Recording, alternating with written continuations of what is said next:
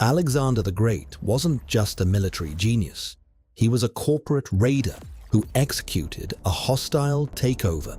He liquidated a global monopoly, seized up to $2.2 trillion, and executed the greatest wealth transfer in history. But the craziest part, the man who orchestrated this massive asset liquidation died relatively broke by his own standards. Forget the myths. This is the untold story of hyperinflation, embezzlement, and the ultimate ancient corporate raid. In 334 BC, Alexander inherited the Kingdom of Macedon, which operated like a highly leveraged startup. His royal coffers had a meager 60 talents of silver, along with inherited debt, forcing him to borrow more. His military burn rate was massive, and if he didn't capture Persian assets immediately, his debt-fueled enterprise would collapse. So, he marched on the Persian Achaemenid Empire, which had functioned as an economic black hole for 2 centuries. The Persians hoarded their massive tax revenue, melting gold and silver into solid ingots hidden in subterranean vaults. When Alexander took Susa, he hit the jackpot, seizing an astonishing 50,000 talents of precious bullion. That single seizure gave him a net worth comparable to modern tech billionaires, but Persepolis was the real prize. This ceremonial capital yielded a staggering 120,000 talents of silver, or nearly 4,000 metric tons. In total, Alexander liquidated roughly 180,000 talents of hoarded bullion, worth up to $2.2 trillion today. But this was a violent liquidation. Alexander handed the wealthiest city under the sun over to his troops.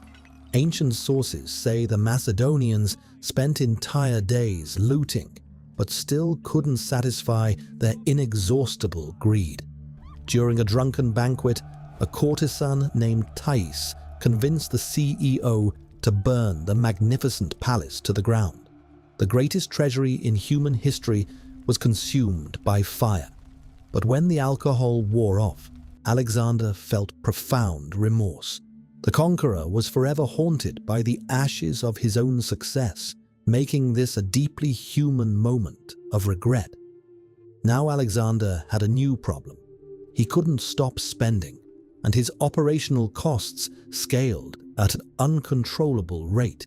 To keep his bloated army of 140,000 men loyal, he handed out insane corporate bonuses, like 13,000 talents at Ecbatana. He organized a corporate merger at the Susa weddings, paying lavish dowries for over 10,000 of his soldiers. At Opis, he cleared his veterans' personal debts, spending up to 20,000 talents straight out of the treasury. And when his best friend Hephaestion died, Alexander blew 12,000 talents on a single multi-story funeral pyre. That single funeral cost almost the entire annual tax revenue of the Persian Empire before he destroyed it. With Alexander focused on spending, he completely neglected corporate governance, and his executives started cannibalizing the empire. His childhood friend, Harpalus, was the chief financial officer. Left unsupervised in Babylon, Harpalus engaged in spectacular embezzlement. He drained the corporate accounts to fund a lavish lifestyle, and when Alexander finally returned, the CFO panicked.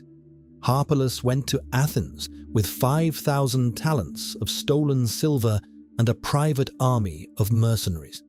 Meanwhile, in Egypt, another executive named Cleomenes executed a hostile manipulation of the Mediterranean grain market during a massive famine. He monopolized exports and engaged in ruthless price gouging, generating massive personal profits while millions suffered from food insecurity. But the biggest disaster was macroeconomic.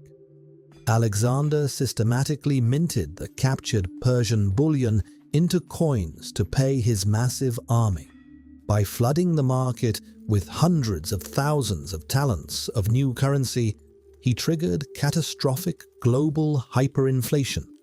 It was ancient quantitative easing. Soldiers had cash, but production hadn't increased, meaning too much money chased too few goods. In Athens, the cost of basic subsistence tripled, and in Babylon, the economic shock was even more devastating.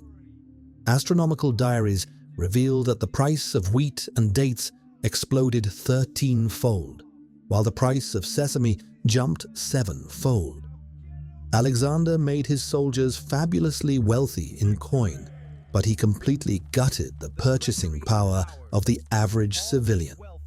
Just years after orchestrating the largest asset liquidation in human history, Alexander died suddenly in Babylon at age 32. When you look at his balance sheet at the exact time of his death, the reality is almost tragic. His treasury was down to 50,000 talents, which sounds like a lot, but represented a massive, shocking depletion. In just a few years, he had burned through roughly 130,000 talents of hoarded capital, and those remaining 50,000 talents, their value was destroyed by the very hyperinflation Alexander caused himself.